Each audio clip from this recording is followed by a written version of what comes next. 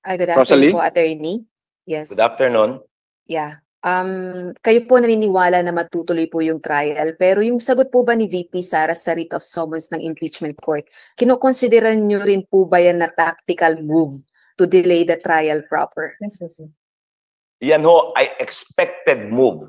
Kung hindi mo kayang sagutin yung factual allegations, you resort to procedure.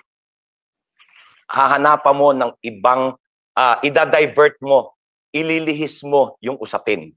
Yan ho ang nangyari dito. Inilihis ang usapin sa factual allegations of the complaint. Inilihis using procedural issues. Hindi ito yung bloodbath na inaasahan namin. Pero nonetheless, itutuloy namin ang paglalahad ng ebidensya sapagkat mahalaga na malaman ng sambayanan kung ano yung sakdal. Yun po. Attorney, moving forward po, do you expect, sabi nyo nga po, lagi kayong may expectation na on their part ay i-delay po yung trial proper. Pero ano po yung, if this is the case, pwede nyo po bang sabihin bakit kayo confident na matutuloy pa rin yung trial? Matutuloy ang trial because meron ng sagot. Kung ang sagot niya ay ganyan lang,